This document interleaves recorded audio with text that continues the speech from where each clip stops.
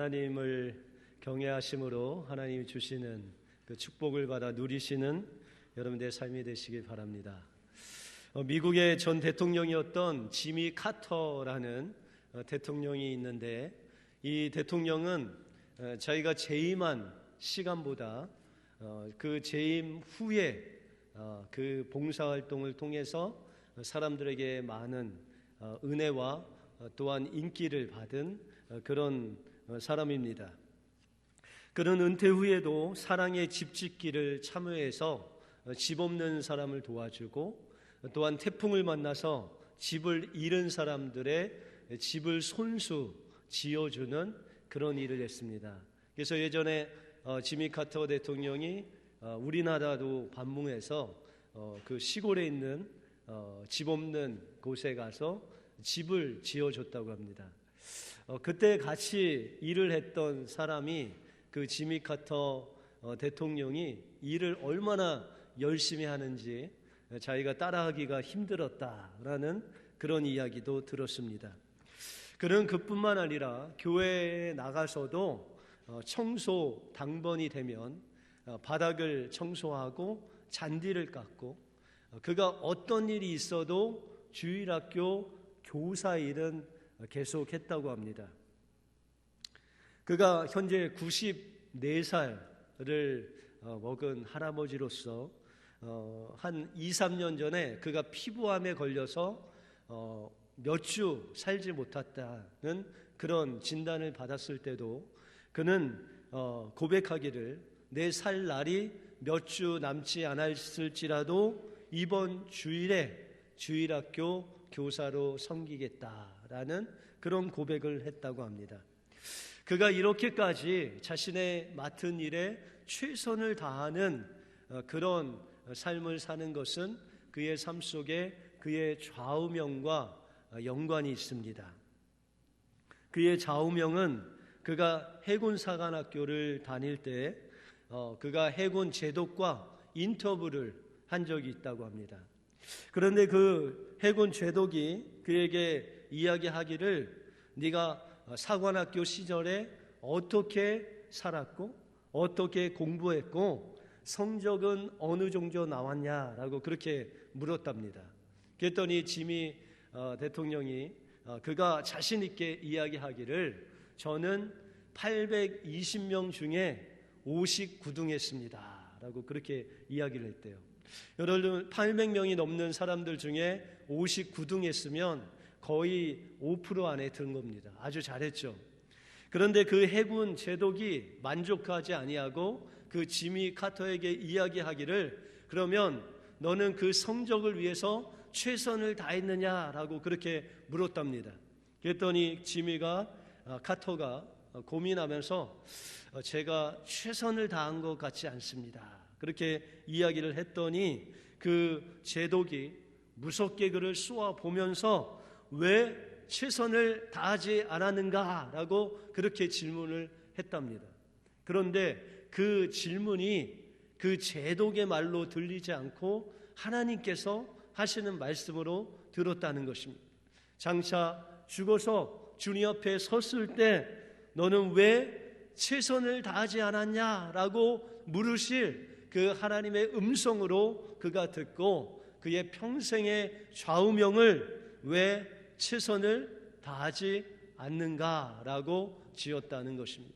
그리고 그는 틈만 나면 하나님 앞에 봉사하고 남을 돕고, 또한 주일은 어떠한 일이 있어도 빼먹지 않고 정말 그 주일학교를 섬기는 교사로서 봉사하는 그의 삶을 통해서 하나님을 경외하는 것, 주님 앞에 서는 날까지 하나님께서 내게 주신 그 직분, 내게 주신 그 하나님의 일에 최선을 다하는 것, 그것이 바로 하나님을 경외하는 삶이다라는 것입니다.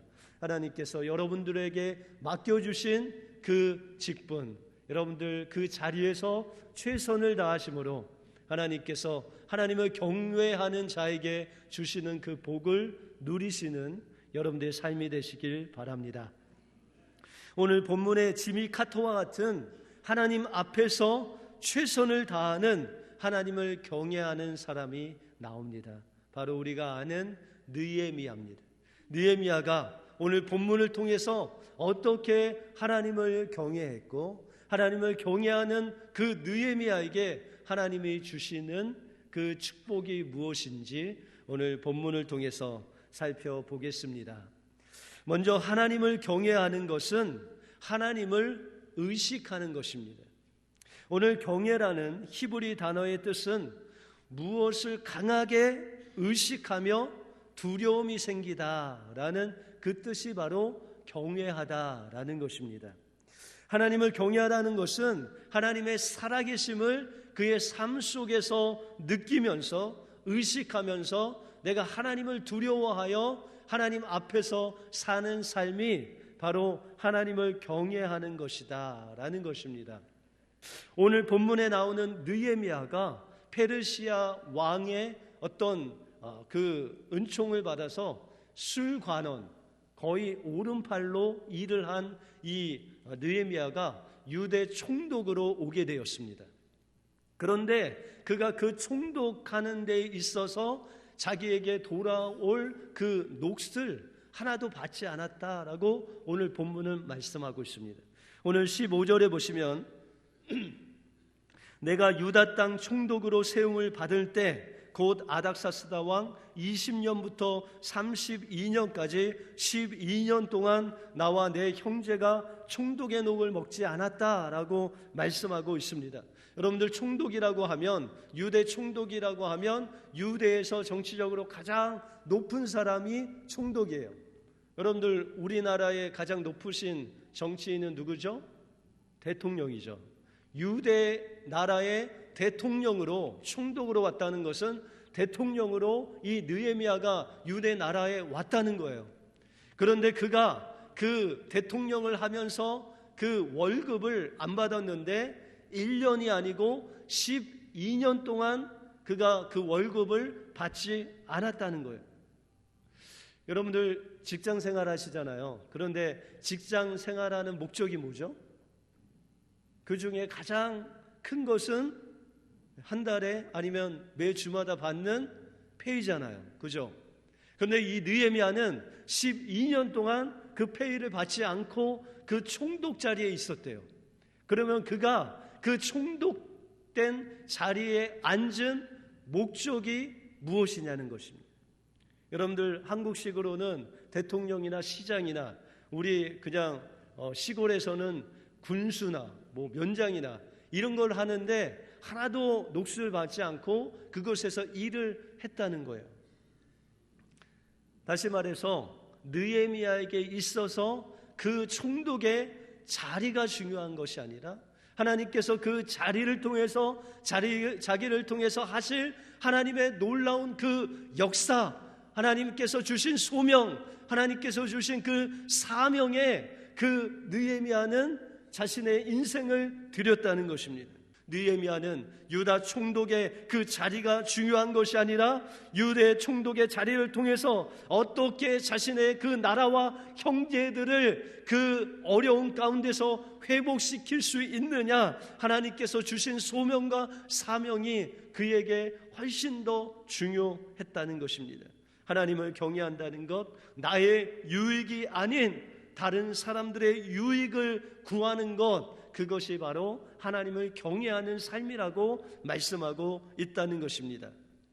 그래서 사도 바울은 고린도전서 10장에 말하기를 모든 것이 가하나 모든 것이 유익한 것이 아니요 모든 것이 가하나 모든 것이 덕을 세우는 것이 아니니 누구든지 자기 유익을 굳지 말고 남의 유익을 구하라라고 말씀하고 있다는 것입니다. 여러분들 우리가 예수 그리스도를 믿고 예수 그리스도의 십자가의 은혜로 말미암아 우리는 정죄함이 없는 자유한 자가 되었다는 것입니다. 그래서 무엇을 먹든지 무엇을 마시든지 그것은 주님 안에서 우리에게 자유를 주셨다는 것입니다. 그런데 사도 바울이 이상한 이야기를 합니다. 모든 것이 다 할 수 있는데 그것이 유익한 것이 아니라 모든 것이 가하나 그 모든 것이 덕을 세우는 것이 아니다라고 그렇게 말씀하고 있습니다. 여러분들 먹는 거 무엇이든지 다 먹을 수 있잖아요. 그죠? 그런데 이 사도 바울이 이야기하기를 그 당시에 이 고린도 지역은 주로 로마가 점령한 지역이기 때문에 황제 숭배가 널리 전파되었습니다. 그리고 모든 고린도에 있는 사람들은 황제를 숭배하게 되어 있었습니다. 그런데 이 황제를 숭배하는 일에 있어서 많은 그 짐승들이 동원되어서 먼저 그 황제에게 바쳐진 다음에 시장에 내어 팔았어요. 그러니까 일반 사람들이 시장에서 고기를 먹으려면 그 황제에게 바쳐진 그 고기를 먹어야 되는 거예요. 그런데 이 믿음이 연약한 자는 사도 바울이 만약에 그 시장에서 파는 고기를 가져다가 먹었으면 어떤 믿음이 연약한 자가 그렇게 생각하는 거예요. 저 사도 바울이 하나님을 믿고 또한 복음을 전하는 그 사람이 어떻게 황제에게 드려진 고기를 먹을 수 있는 거예요. 여러분들 어떻게 고기를 먹으면 돼요? 안 돼요? 황제에게 드려진 고기. 여러분들 하나님께서 모든 것들을 우리에게 먹을 수 있는 자유를 주셨어요. 그래서 어떤 것을 먹든지 우리를 부정하게 할 수 없어요.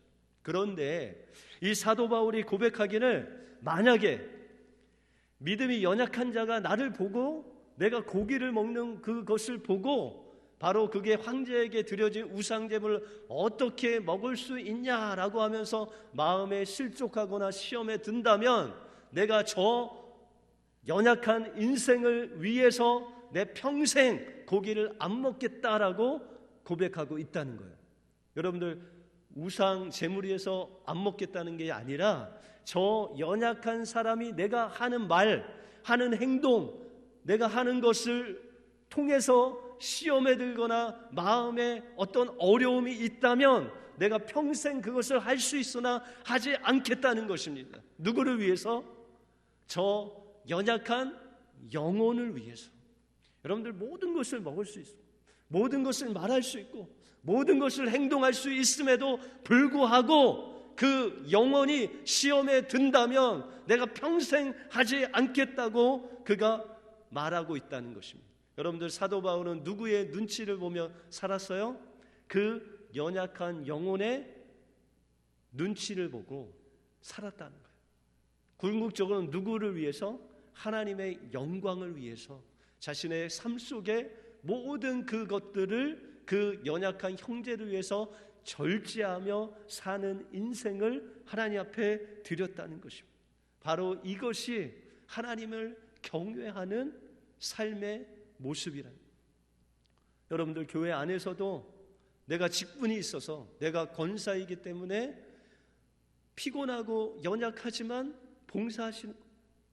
여러분들 지난주에 여름 성교학교에 있었는데 많은 분들이 오셔서 봉사했어요. 그래서 어떻게 오셨냐니까 오늘 일주일 동안에 쉬는 날이래요. 그래서 그 쉬는 날을 하나님께 드리고 와서 봉사하시는 그 모습을 보면서 여러분들 다른 분들 잘 안 오시는 분들도 있는데 왜 굳이 그분이 오셔서 봉사해야 되죠? 누구 눈치를 본 거예요? 하나님 눈치를 본 거예요. 내가 하나님께서 맡겨주신 그 직분을 하나님 앞에서 성실하게 봉사하기 위해서 피곤하고 지치고 좀 쉴 수 있지만 그곳에는 나와서 하나님께 봉사한 거예요. 여러분들 성도로서 여러분들 직분자로서 우리가 세상에 나가서 하나님 눈치 보면서 연약한 자들 눈치 보면서 사는 이유가 뭡니까? 그것이 바로 하나님을 경외하는 삶이고 하나님이 기뻐하시는 삶이기 때문에 내가 먹든지 마시든지 무엇을 하든지 하나님의 영광을 위해서 살려고 몸부림치는 그 여러분의 삶이 바로 하나님을 경외하는 삶이다라고 말씀하고 있다는 것입니다. 우리에게는 유익이 없고 또한 우리에게 때로는 불편하고 피곤할지라도 하나님 때문에 연약한 형제 때문에 여러분들 하나님께 여러분들의 인생을 드리심으로 인해서 여러분들의 그 경외하는 삶을 통하여 하나님께서 주시는 그 놀라운 은혜를 받아 누리시는 여러분들의 인생이 되시길 주님의 이름으로 축원드립니다. 다음으로 하나님을 경외하는 삶은 세상의 관행을 따르지 않는 삶이고 이것을 통해서 하나님께서 축복을 주시는 삶이라고 말씀하고 있습니다. 느헤미야는 자신의 유익이 아닌 그 하나님이 세우신 백성들을 위해서, 하나님 나라를 위해서 자신의 삶을 때로는 손해보고 때로는 녹을 받지 않고 때로는 재산을 늘릴 기회마저도 포기하는 느헤미야의 삶을 우리가 볼 수 있습니다. 오늘 15절에 보시면 우리 15절을 함께 읽겠습니다. 시작. 이전 총독들은 백성에게 토색하여 양식과 포도주와 또 은 40세겔을 취하였고 그 종자들도 백성을 압제하였으나 나는 하나님을 경외함으로 이같이 행치 아니하였다 라고 말씀하고 있습니다. 여러분들, 느헤미야가 이제 유대의 대통령으로 와서 살 때에 그가 행한 일이 있는데 이전 총독들과 같지 않게 했다는 거예요. 그가 오기 전에 이전의 총독들은 어떻게 살았냐면 15절에 보니까 백성들을 토색하여 양식과 포도주와 은 40세겔을 날마다 취했다는 거예요. 여러분들, 여기서 나오는 세겔, 한 세겔은 품꾼이 사흘 동안 일한 값이 1세겔이에요. 그러면 느헤미야가 매일매일 40세겔씩 받았으면 하루에 얼마씩 받은 거예요? 한 사람이 160일, 다시 말해서 반년 동안 일해서 벌은 돈을 날마다 취할 수 있었다는 거예요. 40세겔씩. 또한 많은 그런 양식과 포도주와 또한 종자들을 압제하지 않았다. 여러분들, 느헤미야가 당연히 다른 사람들도 행하는 그 돈을 받을 수 있는 기회가 있었는데 그 모든 것들을 하나님 앞에 다 내려놨다는 거예요. 그런데 여기에 멈추지 않고 다른 이전의 총독들은 16절에 보시면 자기를 위하여 땅을 샀다는 거예요. 다시 말해서 자기가 대통령이다 보니까 그냥 다 이전 총독들이 땅을 사서 투기를 해서 자신의 재산을 막 늘렸다는 거예요. 그게 불법적으로 한 게 아니라 다 그랬다는 거예요. 그럼에도 불구하고 느헤미야는 이전 총독들이 행하는 그 관행, 하나님 앞에서 정직하지 못한 그 잘못된 일들을 다 하지 않았다는 거예요. 왜 그랬을까요? 18절에 보시면, 후반절에 보시면 내가 총독의 녹을 요구하지 아니한 것은 백성들의 부역이 중함이라라고 말씀하고 있다는 거예요. 여러분들, 느헤미야가 마음속에 사명이 있었어요. 그가 페르시아에 있었을 때 예루살렘이 회파되고 그 성벽이 무너지고 이스라엘 백성들은 주변의 나라의 사람들을 통해서 노략질 당하고 어려움을 당한다는 소식을 듣고 그가 하나님 앞에 기도합니다. 하나님, 나의 조국, 나의 백성, 저 무너진 하나님의 성전을 나를 통해서 회복하게 하시옵소서라고 하나님 앞에 기도했다는 거예요. 그 하나님께서 그 기도를 들어 응답하여 주셔서 자기가 총독이 되었다는 거예요. 그래서 자신의 백성들이 고생하고 노략질 당하고 정말 집이 없어 나라를 없어 그 어려움을 당하는 그 백성들을 바라볼 때 그 백성들이 하나님의 성전을 짓기 위해서 밤낮 불철주야를 다 하나님 앞에 인생을 내려놓고 그 고역을 당하는 그 백성들을 바라볼 때 자신도 그 유대 땅의 백성들로 나오는 그 녹을 받지 않았다는 것입니다. 다시 말해서 그 백성들을 생각해서 자신의 유익을 굳이 아니하고 관행을 따르지 아니하고 하나님 앞에서 정직하고 하나님이 주신 사명답게 그렇게 살았다는 것입니다. 여러분들, 혹시 내가 예수 믿는다는 것 때문에 세상에서 세상 사람들과 다르게 살아야 돼서 좀 불편하게 산 것 있으십니까? 내가 집사만 아니었어도 정말 많은 돈을 벌 수 있었는데 내가 집사라 주일날 그 모든 돈을 포기하고 주님 앞에 나와 예배 드린다. 이런 분들이 계십니까?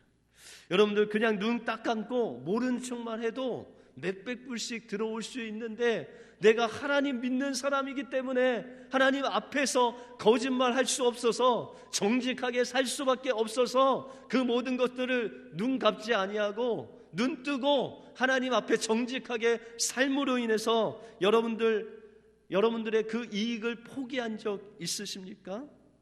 세상에서 하나님의 말씀대로 정직하게 살기 위해서 몸부림치시는 분이 있다면 바로 그분의 삶이 하나님께서 원하시는 하나님의 경외하는 삶이라고 말씀하고 있다는 것입니다. 느헤미야가 성격이 좋아서 총독의 녹을 12년 동안 안 받은 게 아니에요. 그가 욕심이 없어서 땅 투기, 이전 총독들이 다 하는 그 땅 투기를 안 한 것이 아니었어요. 느헤미야가 힘이 없어서 백성들에게 세금을 걷어서 토색하지 않지 않았다는 거예요. 그 느헤미야가 세상의 관행을 따르지 않고 하나님의 말씀대로 정직하게 산 이유가 바로 오늘 19절에 보시면 내 하나님이여 내 이 백성을 위하여 행한 모든 일을 생각하시고 내게 은혜를 베푸시옵소서라고 기도하고 있다는 거예요. 여러분들 느헤미야가 이렇게 총독으로서 이 모든 일을 백성들을 위해서 행한 그 목적이 뭐냐면 하나님의 은혜를 구했다는 거예요. 이 모든 것들 내가 손해보고 땅 투기하지 않고 내가 녹슬 보지 않고 내가 세금 다 걷어서 부유하게 되지 않으면서도 그가 그 백성들을 위해서 산 그 모든 것보다 더 중요한 것이 바로 하나님께서 마지막 그날에 그 지미 카토와 같이 우리를 칭찬하실 그 하나님의 은혜를 바라보면서 느헤미야가 의도적으로 자기의 성격이나 힘없음과 자기의 욕심 없음이 아닌 그것을 제어하고 이기면서 하나님 앞에 의도적으로 하나님의 은혜를 구하는 삶을 살았다라고 말씀하고 있다는 것입니다. 그러므로 우리의 삶 속에 하나님 앞에서 내가 믿는 사람으로 정말 올바르게 하나님을 의식하고 하나님의 백성들을 의식하고 나의 세상의 그런 부조리들, 잘못된 것들대로 살지 아니하고 모든 관행들을 내려놓고 하나님 앞에 정직하게 살아갈 때 하나님께서 마지막 그날에 하나님께서 우리에게 은혜를 주신다는 거예요. 그 은혜는 창세기에 보시면 요셉이 보디발 장군 아내가 그를 유혹할 때 그 주변에 아무 사람도 없었어요. 누가 뭘 할 사람도 없었어요. 그런데 그곳에 그는 하나님의 의식했어요. 하나님을 눈치를 봤어요. 그리고 그것을 모두 뿌리치고 자기의 삶의 모든 이익과 유익을 다 포기하고 그를 도망했어요. 그때 그는 감옥에 갇혀서 엄청난 고난을 받았는데 여러분들 하나님께서 이렇게 사람이 없는 가운데서도 하나님을 의식하고 하나님 앞에서 정직하게 순결하게 사는 그 요셉을 하나님께서 어떻게 축복하셨냐면 애굽 땅에서 그 왕보다도 높이 올라갈 수 있는 더 이상 높이 올라갈 수 없는 그 자리에 그 요셉을 세우셨다는 거예요. 실질적으로는 애굽의 왕보다도 바로보다도 더 높은 곳에 하나님께서 세우셔서 사람들의 생명을 살리고 그 풍성한 은혜를 사람들에게 나누어 주는 하나님의 위대한 선지자로 일꾼으로 하나님이 세우셨다는 것입니다. 여러분들 하나님의 눈치를 보고 하나님을 의식해서 여러분들 하나님의 백성들을 사모하고 여러분들 은혜 유익을 구치 아니하고 이웃의 유익을 구하고 세상의 관행을 따르지 않고 잘못된 것을 내려놓고 하나님 앞에 정직하게 살아보시기 바랍니다. 그러면 하나님께서 정말 높이 올라가지 이제 더 이상 높이 올라가지 않는 그 자리에 여러분들을 세워 주실 줄 믿습니다. 그것이 바로 이 느헤미야가 구했던 하나님의 은혜입니다. 여러분들, 아브라함이 조카 롯과 땅을 선택해야 됐는데 그가 하나님의 은혜를 경험하고 나서 먼저 선택하지 않고 그 조카 롯의 선택권을 줬어요. 그리고 그는 하나님의 말씀대로 헤브론이라는 산지에 올라가서 불편하게 살았어요. 그런데 밤에 그 하늘을 보고 있는 아브라함에게 말씀하시기를, 저 하늘의 별과 같이 너가 보는 그 동서남북 그 주위를 바라보라는 거야. 네가 보는 그 모든 것을 내가 너와 내 자손에게 주리라 라고 말씀하셨습니다. 여러분들, 우리의 눈으로는 좀 손해보는 것 같고 좀 이것이 좋은 것 같지만 하나님의 말씀이 이렇다가 하지 않을 때, 그 말씀을 따랐을 때 하나님께서 주시는 복은 세상 사람들이 상상할 수 없는, 여러분들이 보는 그 모든 땅, 모든 그 풍요로운 것을 여러분들 뿐만 아니라 여러분들의 천대 자손에게 주신다고 출애굽기에도 약속해 주셨다는 것입니다. 그러므로 여러분들, 잠시 여러분들 유익이 아닌 다른 사람의 유익, 잠시 하나님을 의식하여 하나님이 좋아하신 것을 행할 때 하나님께서는 여러분들 삶을 통하여 하나님이 예비하신 그 은혜, 예비하신 축복, 여러분들 뿐만 아니라 여러분들 자손에게 계획하신 그 축복을 내려 주실 것입니다. 경외하는 자에게 주시는 그 축복을 여러분들이 받아 누리시는 여러분들의 삶이 되시길 주님의 이름으로 축원드립니다.